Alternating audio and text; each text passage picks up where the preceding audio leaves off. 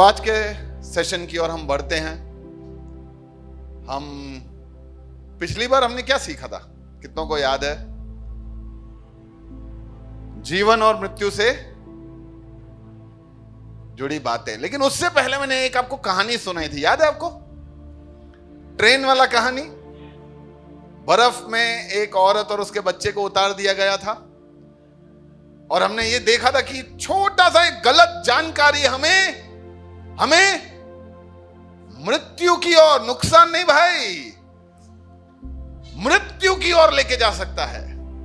इसलिए जरूरी है कि हम हमारे पास जो जानकारी है उसका पुख्ती कर ले कि सही है या नहीं। अब सिंधी लोग क्या है, खास करके गोल्ड खरीदने बहुत जाते हैं। सिंधी और गोल्ड का बहुत गहरा नाता है। सही है ना विकास भाई? राम भाई, तो आप जाते हो तो क्या कोई भी दुकान में घुस जाते हो गोल्ड लेने, कि आप कोई अच्छा दुकान जिसका नाम अता पता सब सही है वहां जाते हो? कोई भी दुकान में नहीं? क्यों, ऐसा क्यों? कोई भी दुकान में चले जाओ ना, इसमें क्या है? कोई मिलावट करके दे दे तो। यानी हम जहां पे हम निवेश कर रहे हैं, हमारा कीमती कमाया हुआ पैसा जब हम कहीं पे डाल रहे हैं, तो हमें एक बात चौखवट कर लेने का, क्या? कि जो सामने मुझे मिल रहा है वो सही है कि नहीं। थोड़ा गेन कम कर दो। हमें यह पता चल जाना चाहिए कि जो हमें मिल रहा है वो सही है या नहीं। तो हमारे जिंदगी में सबसे महत्वपूर्ण और सबसे कीमती चीज क्या है? धन, दौलत, पैसा, गाड़ी, बंगला, आपका शिक्षा, आपकी तंदुरुस्ती, कि आपका जीवन? आपका जीवन। तो जब आप उसके लिए आप कुछ खरीद रहे हो, तो आप कितना ध्यान से सब चीजों को देखना चाहिए। ऐसा ना हो कि मेरा जीवन ही एक ऐसे चीज के लिए चला जाए जो सही नहीं था। तो हमेशा इस बात पे ध्यान रखें कि हम कोई गलत जानकारी का शिकार ना बन जाएं। पिछली बार हमने देखा था जीवन और मृत्यु से कुछ मान्यताएं, जुड़ती हुई मान्यताएं। 4 बातें देखी थी। पहला हमने देखा था, सब बोलते हैं कि सब कुछ कर्म है, कर्म का सिद्धांत। हमने उसमें देखा था कि हमें उस बात की सजा मिल रही है, कर्मों की सजा हम भोग रहे हैं, जिसका जो अपराध हमें पता ही नहीं कि हमने कौन सा अपराध किया है, वो सजा हम भोग रहे हैं। दूसरा, कर्म का नियम हमें पीड़ित होने देता है, क्योंकि अगर कोई हमें आके हमारे दुखों को ठीक कर देता है तो फिर वो हमें अगली बार आके भोगना पड़ेगा, इससे अच्छा भोगने देने का। तीसरा, हम ये समय नहीं जानते कि हम कौन से वाले जन्म का कर्म भोग रहे हैं, बस हम भोग रहे हैं। ये हमने कर्म के सिद्धांत के बारे में पढ़ा था। फिर हमने देखा था कि बहुत सारे जन्म होते हैं, जन्म के बाद जन्म के बाद जन्म। उसमें हमने पहली बात देखी थी कि हम बहुत सारे जन्मों के साथ, बहुत सारे व्यक्ति, वस्तु, पशु, पक्षी, घास, पेड़, पौधे का जन्म लेने के बाद हमें मनुष्य का जन्म मिलता है, और मनुष्य के जन्म के बाद वापस हमें ये सब लेने ही है। तो हमने सीखा था फिर यहाँ पे क्यों आने का यार, काय को टाइम वेस्ट, जाके जलसा करे ना। अगर वापस मनुष्य का जन्म मिलने वाला ही नहीं है तो वापस वही सब भोगना है, वापस पेड़, पक्षी, कौवा, कुछ भी बनना है। तो हमें लगा कि नहीं, इसमें गड़बड़ है। फिर हमने ये देखा कि अगर हम अच्छा कर्म करेंगे तो मनुष्य का जन्म मिलेगा। तो फिर ये जो बार बार का साइकिल है वो सब गलत हो गया। हमने देखा ये खुद में विरोधास्पद था। फिर हमने देखा था कि ये जन्म पे जन्म का क्यों शुरू होता है। तो आप में से किसी ने कहा था कि क्योंकि हमारे पाप हैं पहले वाले बहुत सारे। तो हमने उसमें ये देखा था कि पहले व्यक्ति ने कौन से पाप किए थे कि उसको बहुत सारे जन्म लेने पड़े। हमें यह भी संसार में जवाब नहीं मिलता। फिर हमने देखा था कि करना भरना सब कुछ यहीं पर रहे, ऊपर ऊपर कुछ भी नहीं है, सब इधर ही भोग के जाने का है भैया। मृत्यु के बाद ईश्वर में हम मिल जाएंगे, यहाँ पे जलसा करो। तो हमने बोला फिर इधर जलसा करने का ना, इधर क्यों सत्संग में आने का, क्यों अच्छा बनने का, क्यों कोई एक गाल पे थप्पड़ मारे दूसरा गाल देने का, क्योंकि हमें तो अल्टीमेटली मर के ऊपर ही जाना है, ईश्वर के साथ मिल जाना है। तो लोग ऐसा भी सोचते हैं, इसीलिए वो सत्य की ओर नहीं आते। सब अच्छा बुरा यही है, करना भरना सब कुछ यहीं पर है, ऊपर कुछ नहीं है। और फिर क्यों बुरे लोगों के साथ अच्छा होता है, ये हमने इस बात पे चर्चा की थी। बहुत सारे लोगों को इससे ज्यादा तो तकलीफ होती है कि क्यों अच्छों के साथ बुरा होता है।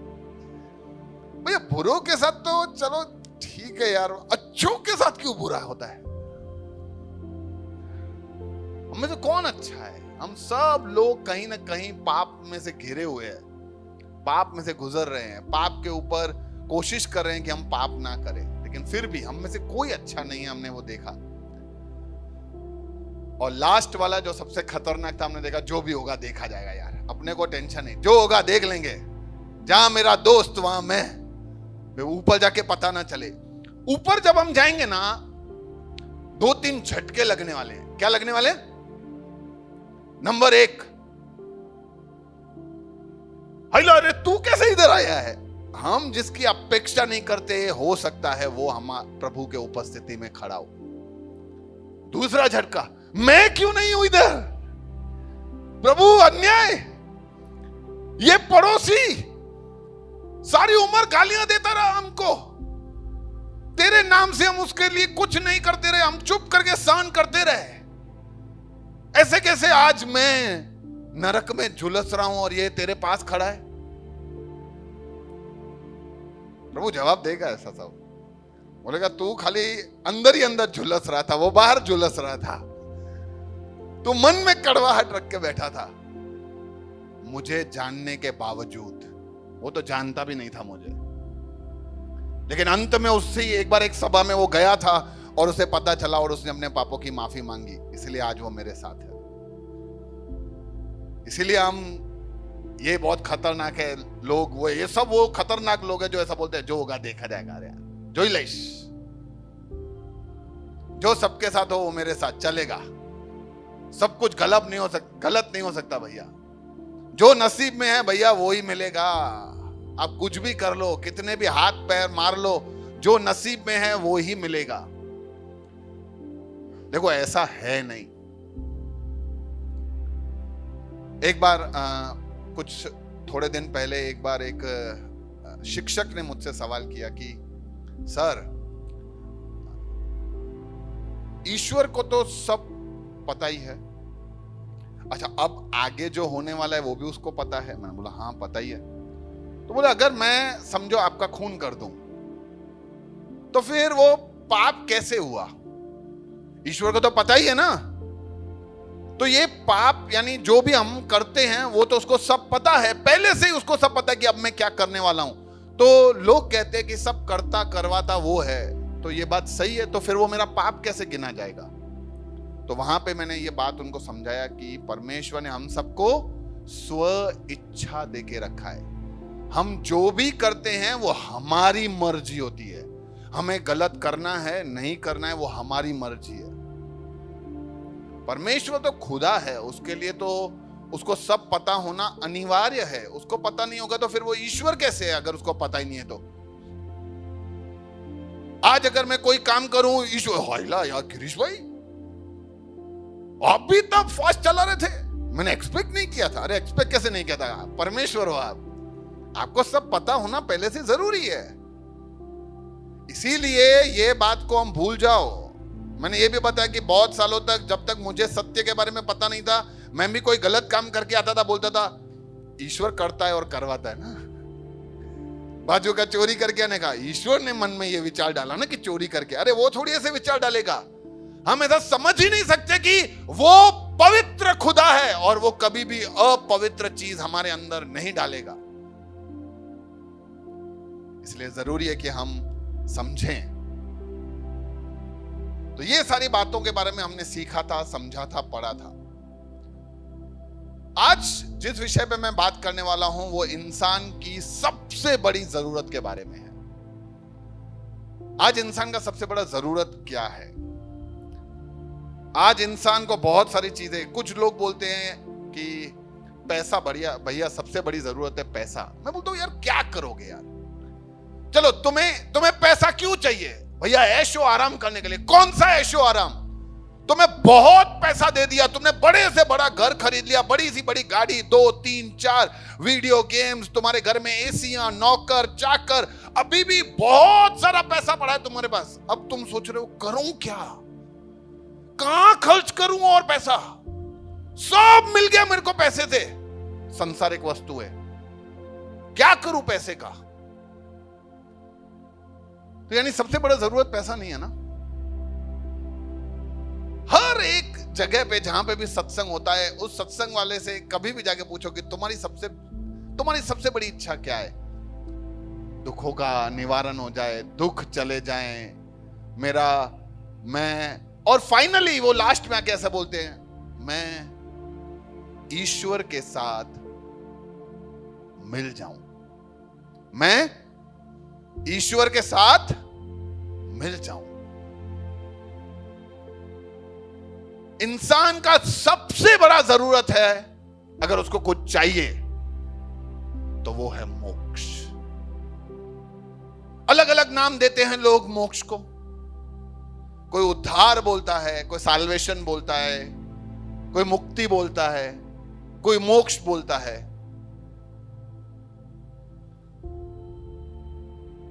सबको मोक्ष चाहिए। आप में से कोई है जिसको मोक्ष नहीं चाहिए? भैया पैसा दे दो, मोक्ष नहीं चाहिए।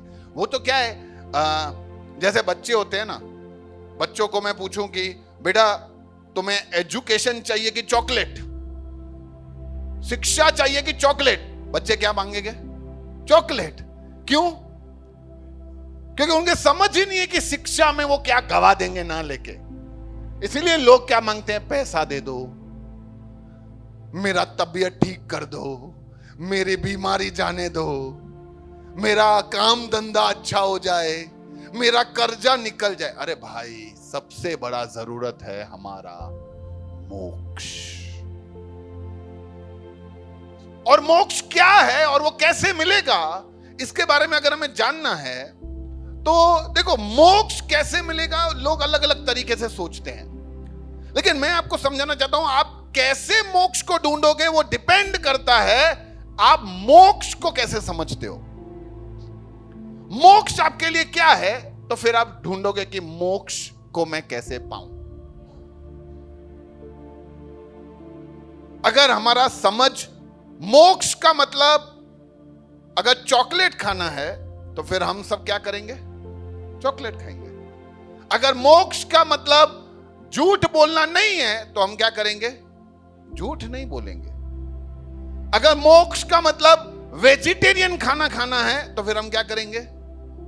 यानी जैसा हमारा समझ होगा मोक्ष के बारे में, वैसा ही हम मोक्ष को पाने की कोशिश करेंगे। इस संसार में बहुत सारे लोग अलग अलग तरीके से मोक्ष को पाने की कोशिश करते हैं, मोक्ष के बारे में जानते हैं, मोक्ष के बारे में सोचते हैं, विचारते हैं।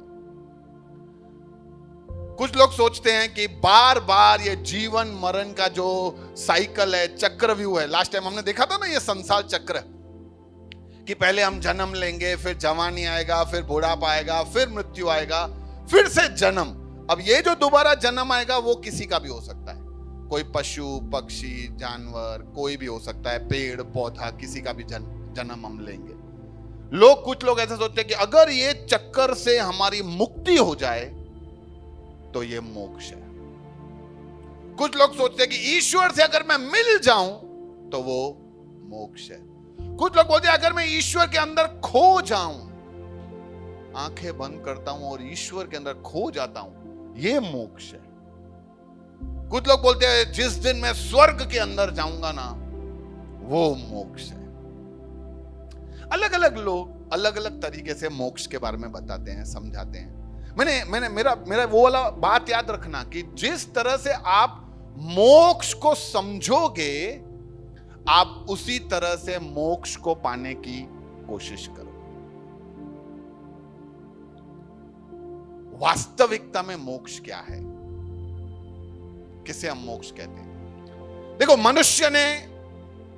मनुष्य को ईश्वर ने बनाया और उसको सब चीज का आजादी दिया, उसे स्व इच्छा दिया, लेकिन मनुष्य ने पाप किया। क्या किया? क्या किया? और वो पाप करने की वजह से वो मनुष्य जो है वो परमेश्वर से अलग हो गया। पाप कर कर उसका और परमेश्वर का जो रिश्ता था वो टूट गया। पहले दोनों घनिष्ठता से रहते थे, आत्मिक रीति से रहते थे, लेकिन पाप की वजह से मनुष्य और ईश्वर का रिश्ता टूट गया। उसी टूटे हुए रिश्ते को जोड़ने को कहते हैं मोक्ष। जिस दिन हमारा उस ईश्वर के साथ जो रिश्ता है, जो टूटा हुआ है, किसकी वजह से टूटा हुआ है? पाप की वजह से।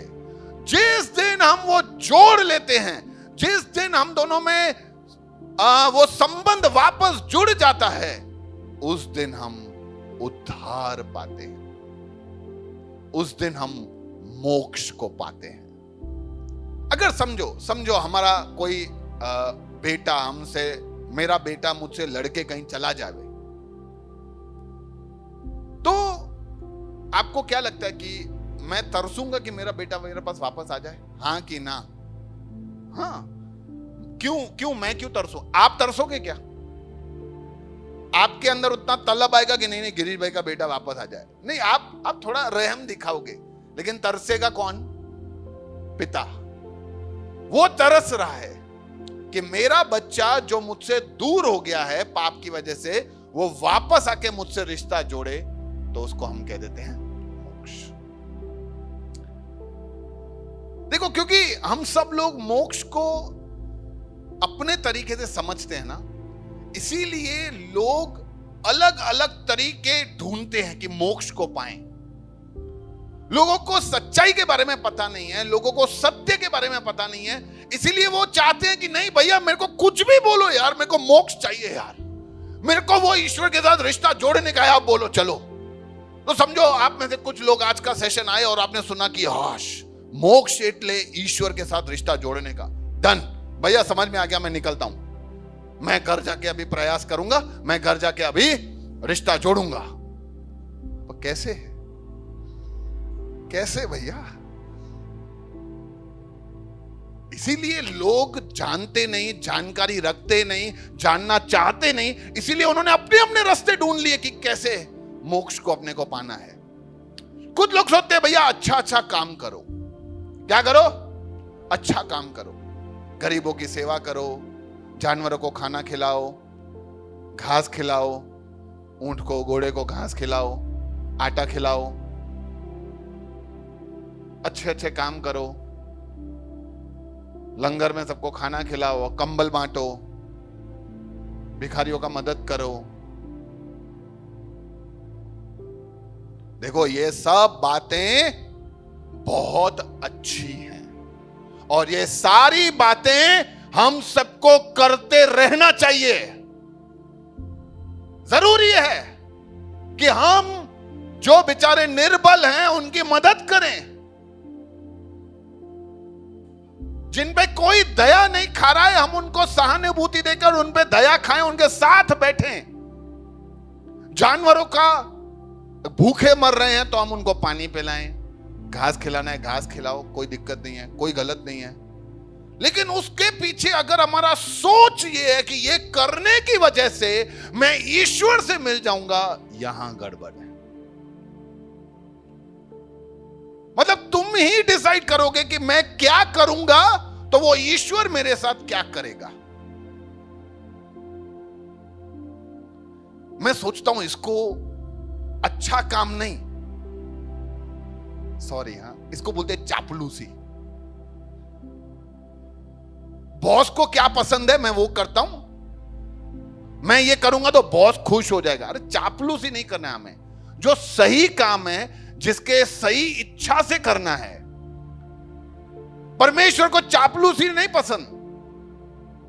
देख प्रभु, मैं अच्छा चाहिए, देखो मैं इन सबको खिला रहा हूं, मेरे पास पैसे कम है फिर भी मैं इन सबको खिला रहा हूं, तू देख लेना, मेरे को ऊपर बुला लेना। अरे ऊपर तो बुलाएगा ही, अपने पास रखेगा नहीं रखेगा उसका पता नहीं। हम सब, अच्छा एक बात, दो बातें हमेशा याद रखते रहना। नंबर एक, मोक्ष यानी क्या? ईश्वर से वो टूटे हुए रिश्ते को जोड़ना। अच्छा, ये रिश्ता टूटा क्यों? पाप की वजह से। हम पापी हैं यार, हमने पाप किया है, और ईश्वर हमारे ये अच्छे अच्छे काम देख के हमारे पापों को नजरअंदाज नहीं कर सकता। मैंने वो बीच में आपको एक जज का कहानी सुनाया था, याद है? जज के आगे कोई गुनहगार खड़ा रहता है, गुनहगार बोलता है, भैया जज साहब मैंने बहुत अच्छे अच्छे काम किए हैं, प्लीज मेरे को छोड़ दो। भैया आपका नाम भूल गया यार मैं, हंसराज भाई, आपको क्या लगता है, जज के सामने अपने खड़े रहे और बोले हमने बहुत अच्छे अच्छे काम किए हैं, मैं गरीबों को खाना खिलाता था, प्लीज मेरे को ये गुनाह छोड़ दो ना, तो छोड़ेगा? नहीं छोड़ेगा, नहीं छोड़ेगा। जब ये जज नहीं छोड़ रहा है तो वो जज कैसे छोड़ेगा यार? वो बोलेगा कि नहीं यार, हिसाब तो देना पड़ेगा, मैं न्यायी हूं। पर लोग अच्छे काम कर कर अपने आप को तसल्ली दे देते हैं कि मेरे को एक दिन मोक्ष मिलेगा। कुछ लोग जप करते हैं, जप, यीशु यीशु यीशु यीशु यीशु यीशु। अरे ये यीशु यीशु का माला जपने से ईश्वर थोड़ी मिलता है। पता है वो मार्केट में इसकी वजह से, देखो इसकी वजह से मार्केट में धंधा बढ़ रहा है। अभी क्या मिलता है अंजलि बहन?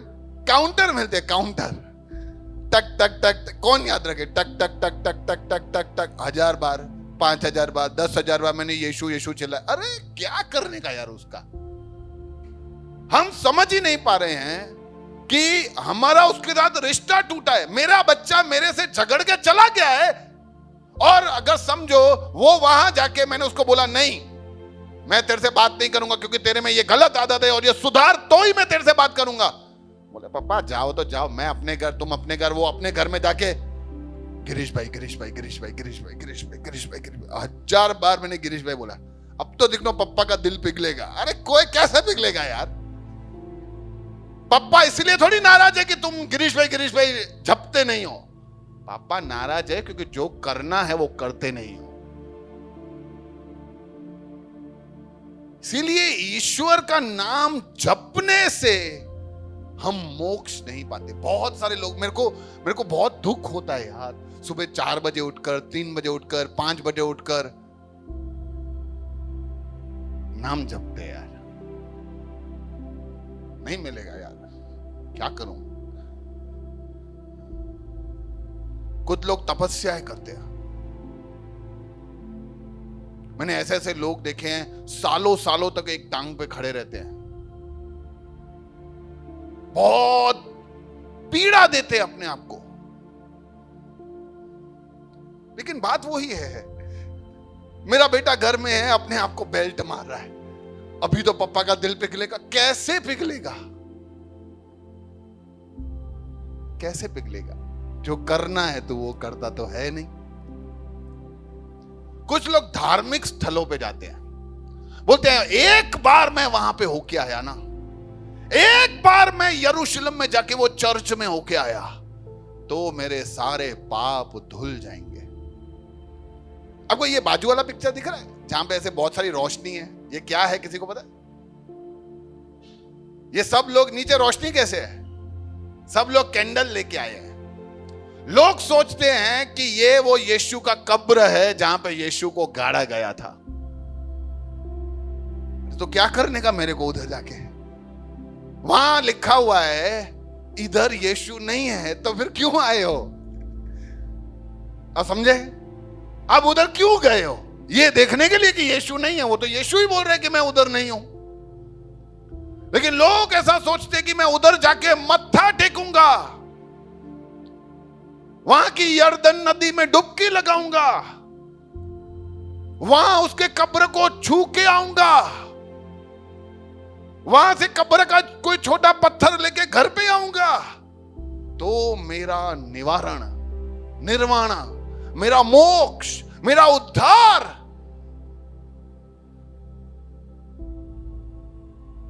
मैं सोचता हूं ऐसे सब लोग जब ऊपर जाएंगे तो ऐसे ईश्वर को बोलेंगे, लेके तो आया था उधर से, तो मैंने बोला था कि तू उधर जा। मैंने कभी भी तुम्हें बोला कि तुम इधर आने का?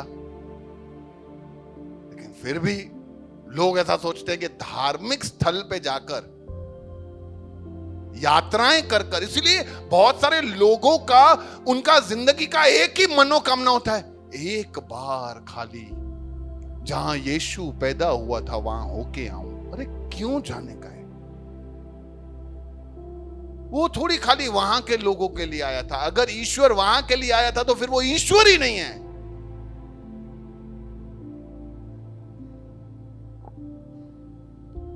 कुछ लोग सोचते हैं ध्यान करने से ईश्वर मिलता है। लुप्त हो जाऊं भैया, मैं रोज सुबह 5 बजे उठकर अपने मन को खाली कर कर ध्यान लगाकर यूं ईश्वर में खो जाता हूं। हाँ तो अच्छा है, तो फिर क्या करे उससे? उससे तुम्हारा उद्धार कैसे होगा? जो रिश्ता टूट गया है वो कैसे जुड़ेगा? फिर से वही उदाहरण, मेरा बेटा सुबह उठ के पोजीशन लेके यूं ध्यान करता है, पप्पा के बारे में सोचता है। क्या करने का मेरे को यार, तू मेरे से तो बात करता नहीं है, जो मैं कहता हूं करता नहीं, वो टूटा रिश्ता जोड़ने के लिए तू आया नहीं। कैसे वो रिश्ता जोड़ेंगे?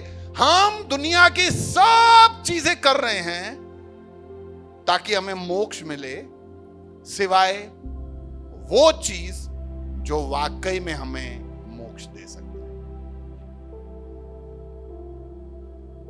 मैंने स्टार्टिंग में बताया था ना, हम मोक्ष के लिए उस तरीके से प्रतिक्रिया करेंगे जिस तरीके से हम मोक्ष को समझते हैं। इसलिए बहुत सारे लोग आंखें बंद कर ध्यान कर सब खाली खाली खाली खाली करना है। मेरी चिंताएं दूर हो जाए, चिंताएं दूर हो जाए, चिंताएं है ही नहीं, नहीं है, नहीं है, कोई चिंता नहीं है। मैं, अरे भाई चिंता है तो है। मेरा बेटा अगर परीक्षा देने जाए और परीक्षा का पेपर बहुत खराब करके आए कि वो फेल ही होगा, उसको पता है 110% फेल होगा, आके बोलता है, ध्यान करता है, नहीं नहीं नहीं फेल नहीं होगा, नहीं होगा, नहीं होगा, कुछ भी कर लो, मैं ये नेगेटिव थॉट नहीं आने दूंगा। अरे भाई ऐसे थोड़ी सोचने से तुम फेल नहीं होगे। तुमने जैसा किया है वैसा ही तुम्हारा अंजाम होगा। बाधाएं लेते हैं। अरे यार परसों का बात है, 2 दिन पहले मैं स्कूल गया था तो वहां पे मैं दाल पकवान लेके गया। वहां के मेरे वाले स्टाफ लोगों को दाल पकवान बहुत पसंद है, सिंधी आइटम है ना, और वो कोई भी सिंधी नहीं, सर दाल पकवान लेके आओ, दाल पकवान लेके गया। तो मैंने 1-2 को दिया, लो दाल पकवान। शायद बाधा है, नहीं खावानो। मतलब बेचारे वो भी समझते हैं, पता है। मैं उनसे पूछा क्यों, किस चीज के लिए? बोला हाँ साहब मारे खबर છે કે એવું કંઈક છે નહીં, પણ હવે કીધું છે મને કોઈ એક કે રાખવાનું, तो राख्યું। बेचारे वो भी, मैं ऐसा, मेरे को उनका ऐसा, उन्होंने ये सब किया है, मेरे को उससे तकलीफ नहीं है।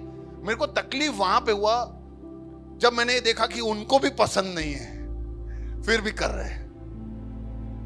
क्योंकि हमें ऐसा लगता है कि कोई चीज जो हमें सबसे ज्यादा पसंद है, आइसक्रीम बहुत पसंद है मुझे, ठीक है ईश्वर मुझे तेरे साथ रखेगा तो मैं आइसक्रीम छोड़ दूंगा। अरे आइसक्रीम छोड़ने से वो थोड़ी तुम्हें अपने पास रखेगा। लेकिन लोग लेते हैं, ऐसे वचन बांधते हैं, प्रतिज्ञाएं करते हैं। मैं बोलता हूं ये भी तपस्या से तो कम नहीं है यार। मैं आइसक्रीम नहीं खाऊंगा यार। मैं सोचता हूं आइसक्रीम देख के कैसा प्रतिक्रिया होता होगा, नहीं खावा, मत बताओ मेरे को आइसक्रीम। मुझे ईश्वर के साथ मिलने का। कोई चॉकलेट छोड़ देता है, कोई आइसक्रीम छोड़ देता है, कोई मिठाई छोड़ देता है, मीठा नहीं खाने का है। अरे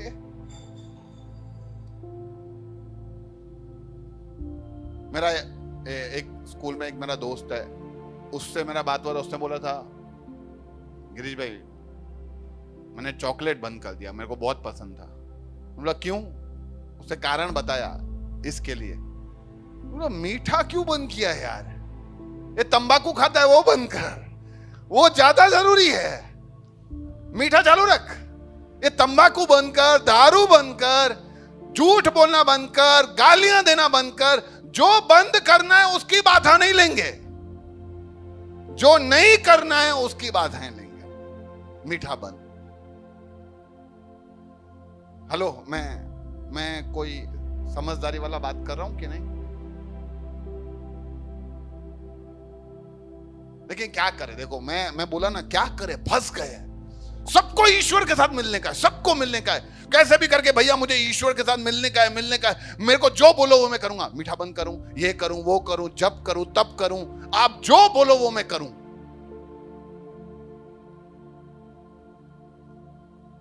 सब लोग बहुत मेहनत कर रहे हैं यार, बहुत कोशिश कर रहे हैं कि हमें मोक्ष मिल जाए, बहुत एफर्ट्स लगा रहे हैं, बहुत पीड़ा उठा रहे हैं यार। मैं सोचता हूं कभी कभी यार, ये कितना पीड़ा उठाते होंगे।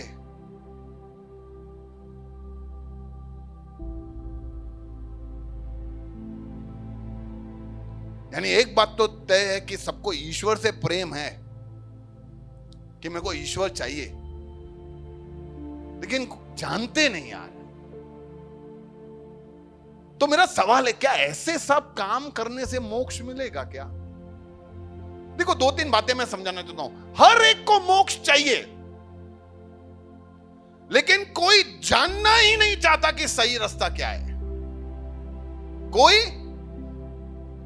कोई जानता नहीं है, नहीं जानता नहीं है वो तो ठीक ही है, जानना भी नहीं चाहता कि मुझे मोक्ष कैसे मिलेगा। और सबसे खतरनाक ये है, हर एक ने अपना अपना रास्ता चुन लिया है कि मेरे को पता है भैया मोक्ष कैसे मिलेगा और मैं वो काम करता हूं।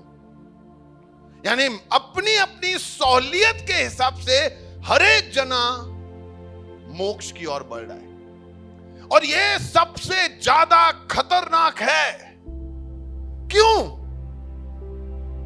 क्योंकि हमारी तरफ से हम डिसाइड करते हैं कि हम कैसे उस ईश्वर के साथ रिश्ता जोड़ेंगे। हम तय करते हैं, हम हमारे बलबूते पे उस ईश्वर के साथ रिश्ता जोड़ना चाहते हैं। हम कोशिश करते हैं कि मैं उस ईश्वर के साथ कैसे रिश्ता जोड़ूं, ताकि एक दिन जब ऊपर जाऊं ना, तो सारे गांव को जाके बोलूं, खबर है ईश्वर से मेरा रिश्ता क्यों जुड़ा? क्योंकि मैंने ऐसा किया। उदाहरण देता हूं।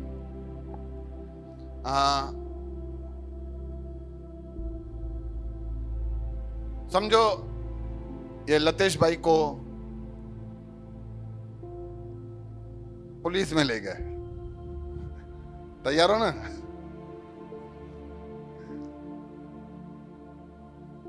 कैंसल, पुलिस कैंसल, कोर्ट में ले गए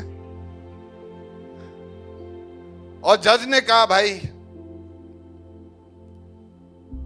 मेरा दोस्त है यार, इसलिए मैं उसके लिए कुछ भी बोल सकता हूं। झूठ दे के रखा है उसने मेरे को। उसने बोला, जज ने बोला, या तो 10 लाख रुपया जुर्माना या तो 10 साल का जेल। 10 लाख किधर से आएंगे? 10 साल वरी भी बरोबर है, पूरे तो हो जाएंगे। 10 लाख रुपए मेरे पास है ही नहीं। तो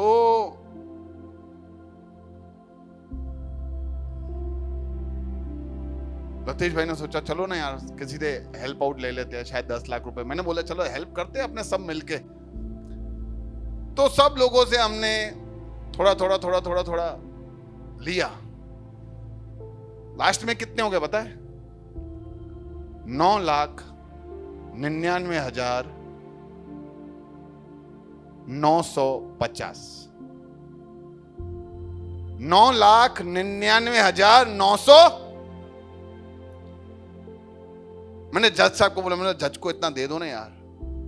तो जज को दिया, बोला जज साहब 50 रुपया कम है, ले जाओ इधर से, नहीं चाहिए 50 रुपए कम है तो 10 साल का सजा।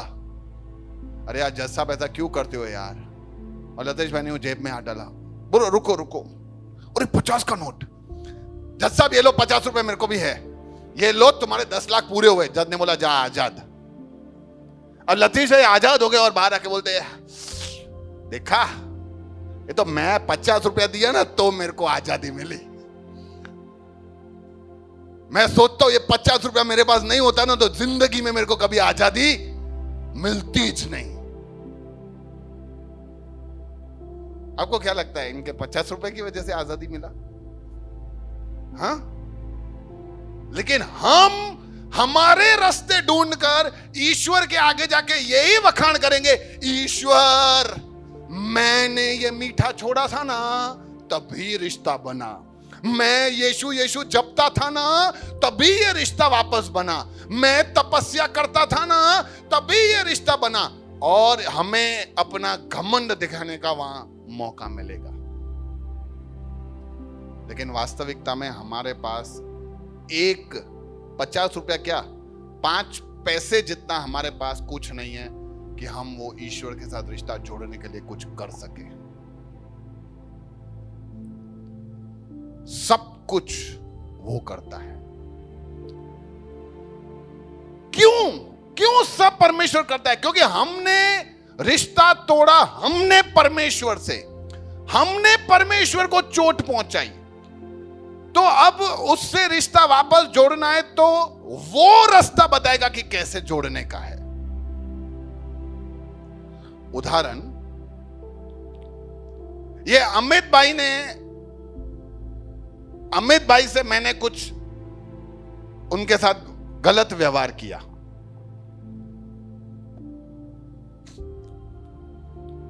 और अमित भाई के खिलाफ मैंने काम किया।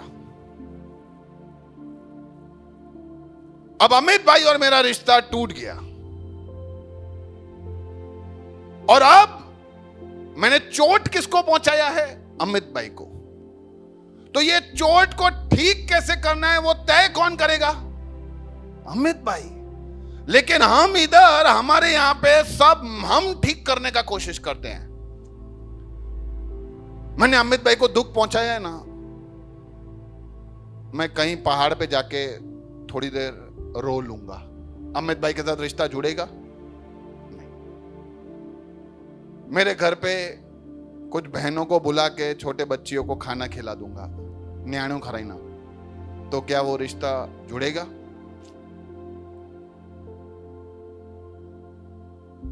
मैं उपवास रखूंगा 40 दिन, तो क्या वो रिश्ता जुड़ेगा? मैं अमित भाई के घर पे फूल भिजवाए, तो ये रिश्ता जुड़ेगा? सिर्फ वो रिश्ता कैसे जुड़ेगा वो तय होगा कि अमित भाई बतावे कि मेरे को क्या करना है। तो मोक्ष वही है, क्योंकि हमारा रिश्ता ईश्वर के साथ टूटा है, तो ईश्वर बताएगा हमें कि अपने को क्या करना है उससे रिश्ता जोड़ने के लिए।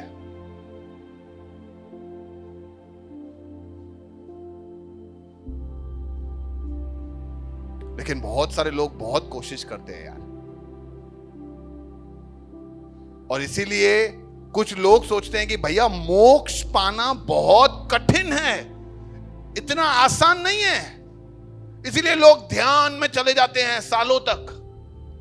ये देखो, ये आदमी 28 साल से उसका हाथ यूं है, तो आप उसके दोनों हाथ को देखोगे, आप घर जाके गूगल कर लेना, ये ऐसे हाथ पकड़ के रखा है 28 सालों से। मैं सोचता हूं यार हम तो 10 मिनट पकड़ के बताओ ऐसा। 28 साल उसका एक हाथ एकदम पतला हो गया है, एक हाथ एकदम मोटा है, लेकिन इन सबको ईश्वर के साथ मिलना है और वो कोशिश कर रहे हैं। कुछ लोगों ने अपने सारे शर्म हया को त्याग दिया, बोला नहीं ईश्वर के आगे हमें कुछ भी नहीं, ईश्वर चाहिए। मैं नहीं कर सकता ऐसा यार। कुछ लोग अपने आप को दोषी ठहरा के अपने आप को पीड़ा देते हैं, अपने आप को मारते हैं, अपना लहू बहाते हैं, बहुत सारी कोशिशें करते हैं, और ये ही इनके पीछे इनका कोशिश है कि हम ईश्वर के साथ मिल जावे, कैसे भी करके मैं ईश्वर के साथ मिल जाऊं। और इन सब की वजह से सब लोग उलझन में आ गए, रसू करवा कौन सही है, कैसे मैं ईश्वर के रास्ते को ढूंढूं, क्या करूं कि मैं ईश्वर को पाऊं, इतना कठिन मार्ग। मैं आपको सिंपल तरीका समझाता हूं, देखो मोक्ष ईश्वर से मिलता है, क्यों? मोक्ष ईश्वर से मिलता है। क्यों? क्योंकि हमने ईश्वर के खिलाफ गलत काम किया है, हमने ईश्वर से बगावत किया है। इसलिए अगर हमें वो मोक्ष चाहिए तो हमें ईश्वर के पास जाना पड़ेगा। आप मेरे पास आओगे तो मैं मोक्ष नहीं दे सकता, आप किसी भी सत्संग वाले के पास जाओगे वो आपको मोक्ष नहीं दे सकता, क्योंकि हमने ईश्वर के साथ गलत किया है। इसलिए हमें ईश्वर के पास ही जाना पड़ेगा कि बताओ मैंने जो आपके साथ गलत किया है उसका रास्ता बताओ, क्या करूं मैं आपके साथ रिश्ता ठीक करने के लिए। हमें मोक्ष सिर्फ ईश्वर दे सकता है। और हमें यह बात समझना चाहिए कि अगर ईश्वर हमें मोक्ष देना चाहता है या नहीं देना चाहता है, अगर हमें ईश्वर मोक्ष नहीं देना चाहता है, नहीं तुम्हें मोक्ष नहीं मिलेगा, मैं तुमसे कभी रिश्ता बनाऊंगा ही नहीं, जाओ, तो फिर हमारा सब काम व्यर्थ है। हम कुछ भी करें, पूजा करें, आरती करें, आराधना करें, संगीत गाएं, कुछ भी करें, हम ईश्वर के साथ नहीं जुड़ सकते। लेकिन अगर ईश्वर हमें मोक्ष देना चाहता है तो फिर वो रास्ता मुश्किल नहीं होगा, क्योंकि अगर वो देना चाहता है तो वो एक ऐसा रास्ता बनाएगा जो सबके लिए, सब जगह, हमेशा सबके साथ रहे और सब लोगों को वो मिल सके। अगर ईश्वर बोलता कि मोक्ष चाहिए तो पहाड़ पे चढ़, तो लंगड़े कैसे चढ़ेंगे? अगर ईश्वर बोले कि अगर मोक्ष चाहिए तो ये जगह पे आना पड़ेगा, तो मैं सोचता हूं गरीब, अंधे, भिखारी लोग सब कैसे पहुंचेंगे? यहां आके डुबकी लगानी पड़ेगी तो बाकी सब वहां कैसे पहुंचेंगे? इसीलिए ईश्वर मोक्ष का जब रास्ता देगा तो वो ऐसा रास्ता देगा जो सबके लिए उपलब्ध हो और सबको आसानी से मिल सके।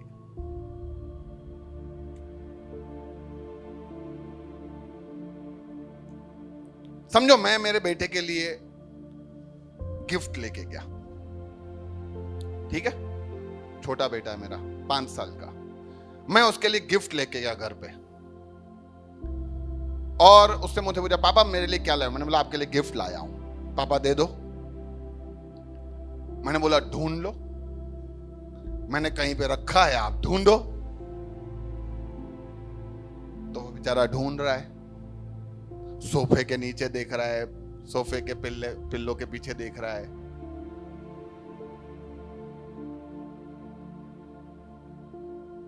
मैंने कहां रखा पता है? बैंक के लॉकर में छुपा के, सेव करके, चाबी वाबी रख के, चाबी दूसरे लॉकर में रख के, उसकी चाबी लगा के, चाबी मेरे जेब में रखा है। मैंने बोला ढूंढ लो। और बेचारा ढूंढ के थक गया, पसीने बहाया, पापा नहीं मिल रहा। मैंने बोला ढूंढ लो।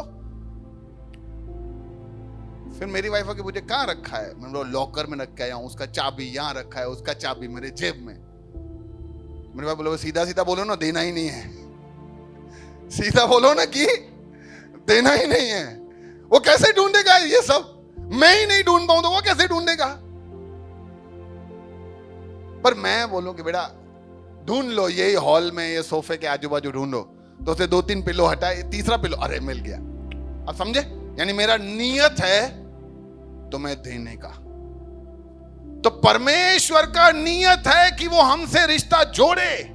परमेश्वर चाहता है हमसे रिश्ता जोड़ना, इसलिए वो एकदम सरल रास्ता ढूंढ के देगा ताकि हम आसानी से वो रास्ते को पा सके, आसानी से वो रास्ते को ढूंढ सकें। वो ऐसा कोई रास्ता देगा ही नहीं जो हमारे समझ से, हमारे क्षमता से बाहर हो।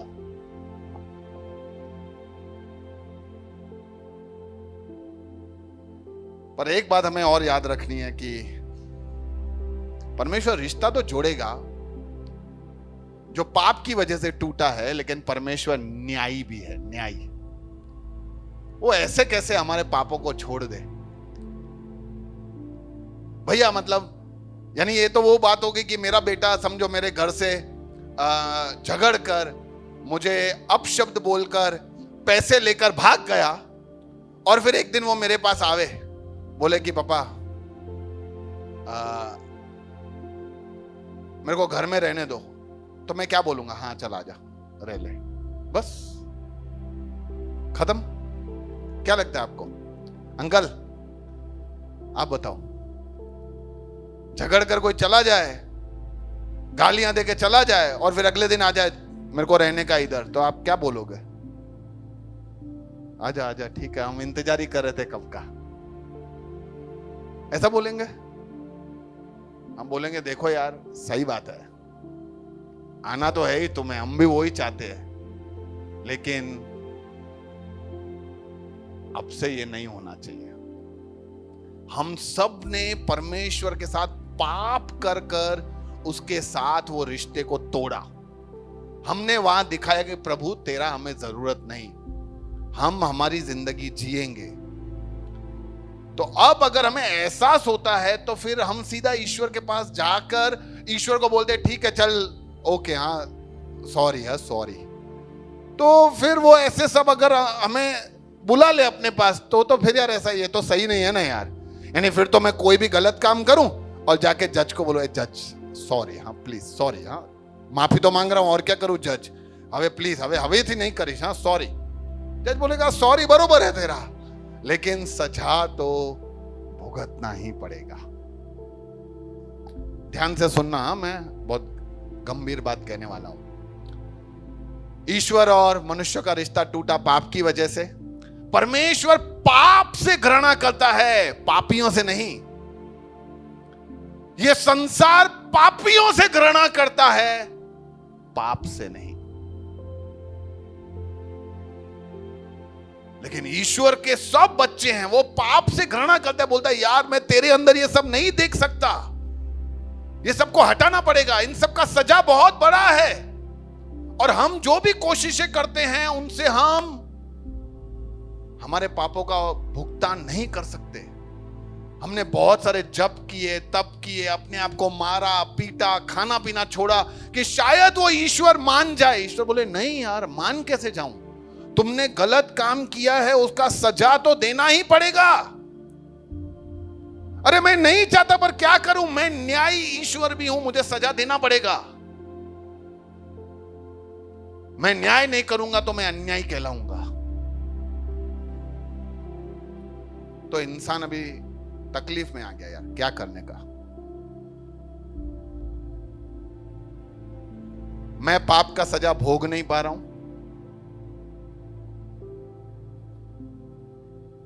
और पाप को लेकर परमेश्वर के पास जा भी नहीं पा रहा हूं, क्या करूं।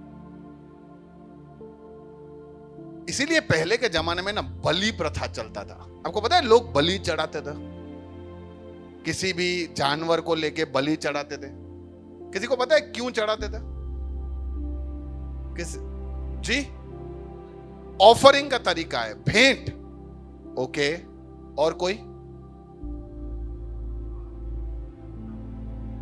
लोग लाइन में खड़े रहते थे यूं, अपने अपने ताकत के हिसाब से जानवर को लेके। वो जानवर को वहां रखा जाता था, वो जानवर के ऊपर अपना हाथ रखते थे, अपने गुनाह मानते थे और उस जानवर को मारा जाता था। ये जानवर का लहू बहाया जाता था।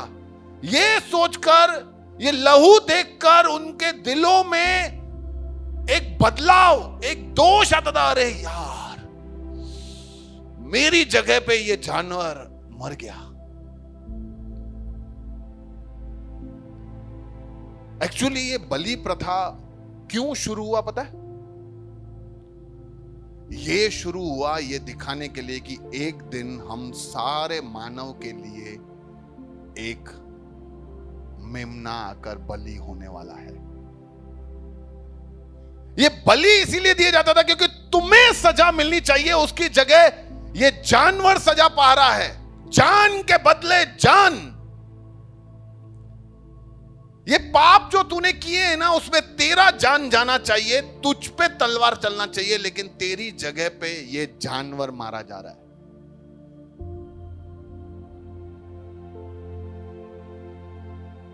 हमारी जान के सामने किसी का जान, और ये जरूरी है, हिसाब बराबर करने के लिए ये जरूरी है। इसीलिए इस संसार में हम सब के कोशिश जब नाकामयाब हो गए हम सब ने जब स्वयं कोशिश करने की चाहत रखी कि मैं कैसे भी करके उस परमेश्वर को खुश करूं, और हम नहीं कर पाए क्योंकि हम असफल थे, हमारे पास इतनी क्षमता नहीं थी कि हम कैसे उस परमेश्वर के साथ वो रिश्ता जोड़ें। इसीलिए यीशु को आना पड़ा, इसीलिए यीशु को आना पड़ा, उस क्रूस पे अपने आप को देना पड़ा। जिस तरह से पहले जानवर का बलि चढ़ाया जाता था कि मेरे जगह पे ये, उसी तरह परमेश्वर खुद इंसान बनकर ये पृथ्वी पे आया और कहा कि भाई मैं तुमसे बहुत प्रेम करता हूं, भैया मैं तुमसे भी बहुत प्रेम करता हूं, अंकल मैं तुमसे भी बहुत प्रेम करता हूं, बहनों मैं तुमसे भी बहुत प्रेम करता हूं, तुम सब मेरे बच्चे हो और मैं न्यायी खुदा हूं, इसलिए तुम सबको जहां मरना चाहिए वहां पे मैं ही अपने आप को दे रहा हूं। इसलिए ईश्वर खुद यीशु बनकर आया। जहां पे वो बलि में मेरे को मरना चाहिए था, मेरी जगह पे वो बलि बना।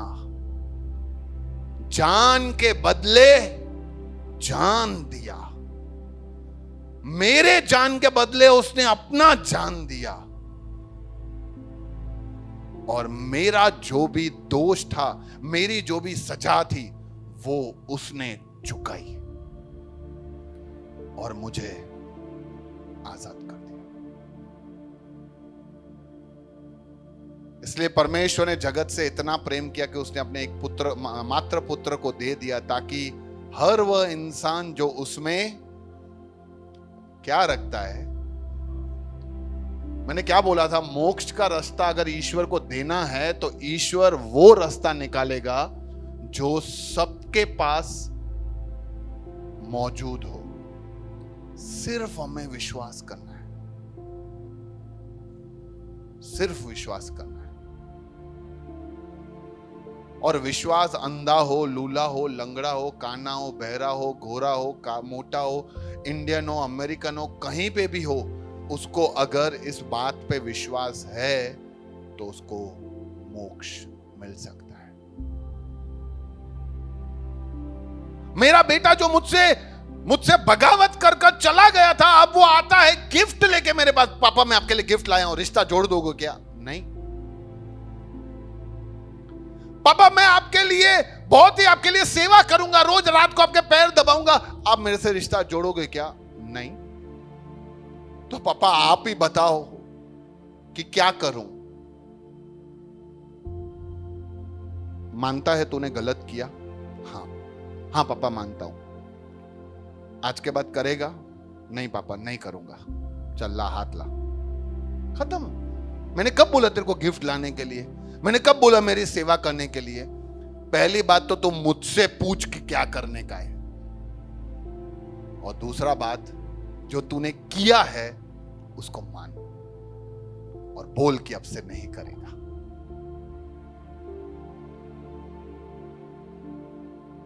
मोक्ष पाने का मार्ग देखो, मैंने ये पूरे आज का सेशन को मैंने 2 भाग में जोड़ा है।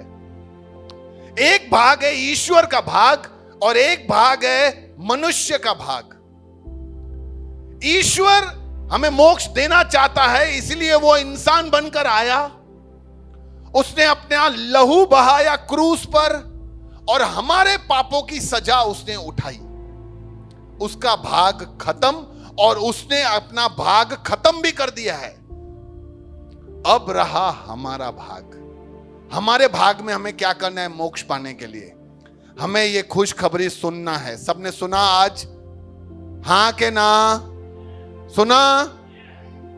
दूसरा, अगर सुना तो हमें विश्वास करना है। हाँ सही बात है, विश्वास कर कर मन फिराना है कि भैया मैं नहीं करूंगा। अपने पापों का अंगीकार करना है, खाली मानना है कि हाँ भैया मैं पापी हूं, मुझे मोक्ष का जरूरत है और संगति में जुड़ जाना है। कितना सरल रास्ता ईश्वर ने बना के दिया। वैसे ये सरल नहीं है, रास्ता बहुत कठिन है, पहले वाले 3 भाग, और वो ईश्वर ने सब तय कर दिए। अब सरल वाला भाग हमारे पास रखा है।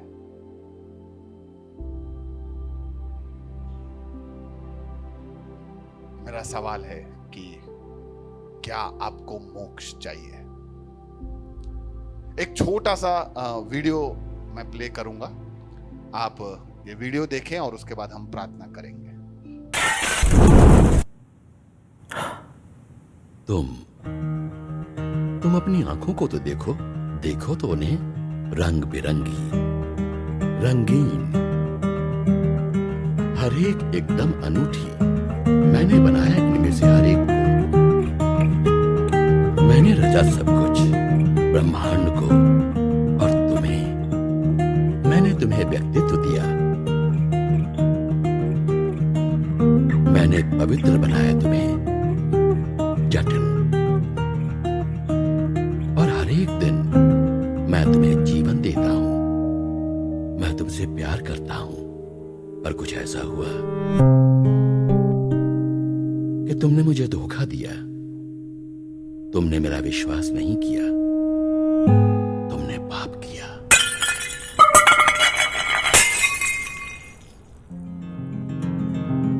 तुमने अपने आप को मुझसे अलग कर लिया, हालांकि तुम अभी भी जीवित हो। तुम धीरे धीरे मर रहे हो। फिर तुम्हारा ध्यान दूसरी चीजों पर गया।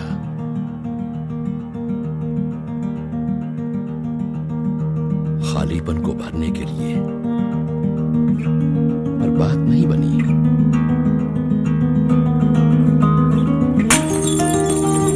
इससे बस तुम्हारे मरने की गति तीव्र हो गई है, और इससे हम और अधिक अलग हो गए हैं।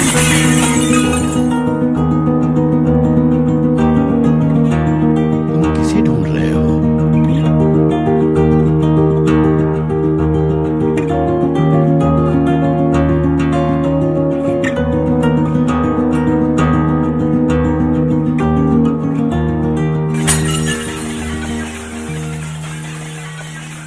मैं नहीं चाहता कि तुम मरो।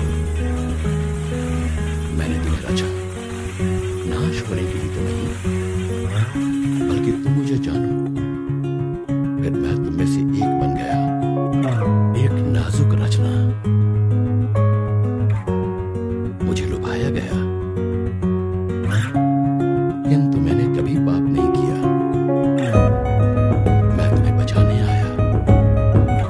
तुमने अनेकों पाप किए हैं, जिनकी भारी कीमत थी। किसी को तो मरना पड़ेगा, तुम्हें या मुझे। फिर मैं तुम्हारे पाप के सामने खड़ा हो गया और तुम्हारे जीवन के बदले अपने जीवन का सौदा किया। मैं मर गया तुम्हारी जगह, क्योंकि मैं तुमसे प्यार करता हूं। फिर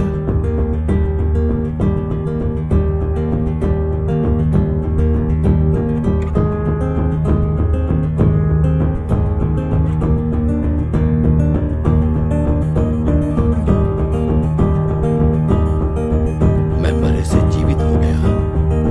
मैं ही राह हूं, सच और जीवन। मैं ही हूं यीशु। मैं यहाँ तुम्हारी निंदा करने नहीं आया, मैं यहाँ तुम्हें फिर से जीवन देने आया हूँ। मुझ पर भरोसा रखो, मैं तुम्हें माफ कर दूंगा और तुम्हें अनंत जीवन दूंगा। मैं तुमसे प्यार करता हूँ। मैंने जो कुछ भी किया, तुमसे रिश्ता रखने के लिए किया है। क्या तुम मेरे पीछे आओगे? हम सब ने पाप कर कर अपना जीवन तोड़ दिया, गवा दिया, और हम सब ने अपना जीवन खो दिया। लेकिन एक दिन ईश्वर आया और उसने कहा कि मैं तुम्हारे लिए मरूंगा ताकि तुम सबका जीवन बच जाए।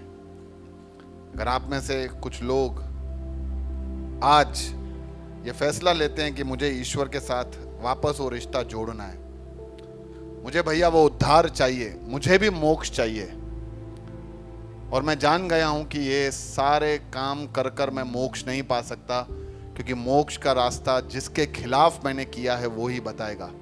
तो आप आंखें बंद कर कर मेरे साथ दुआ कर सकते हैं। मैं कहूं आप उसके पीछे दोहरा सकते हैं। परमेश्वर, धन्यवाद तेरे इस अद्भुत काम के लिए। तू आया, तूने अपने आप को दिया ताकि मैं बच जाऊं, इसलिए मैं तेरा धन्यवाद देता हूं। प्रभु, मैंने बहुत सारे काम किए जिससे मुझे लगता था कि मैं तेरे पास आ जाऊंगा, लेकिन आज मैंने ये जान लिया कि मेरे काम नहीं, तेरा काम मुझे तुझसे वापस जोड़ सकता है। मेरे कितने भी अच्छे काम, भले काम मुझे तेरे से रिश्ता जोड़ने में मदद नहीं कर सकते। सिर्फ तेरा बलिदान, जो रिश्ते का टूटने का, रिश्ते का वजह था पाप, उसको हटा सकता है। धन्यवाद तेरे उस बलिदान के लिए। आज प्रभु, मैं उस बलिदान को स्वीकार करता हूं। आज मैंने सुना और आज मैं ये विश्वास करता हूं कि तू मेरे लिए आया और मेरे पापों के लिए तू मारा गया। इसलिए मेरा सजा तुझ पर और तेरा जीवन मुझे मिला। धन्यवाद देना चाहता हूं प्रभु। अपने सारे गुनाहों को मैं मानता हूं और मैं तुझसे दुआ करता हूं कि मुझे अपने संग रखना आज से अनंतता तक। फिर से धन्यवाद करते हुए प्रार्थना यीशु के नाम से मांगता हूं, आमीन।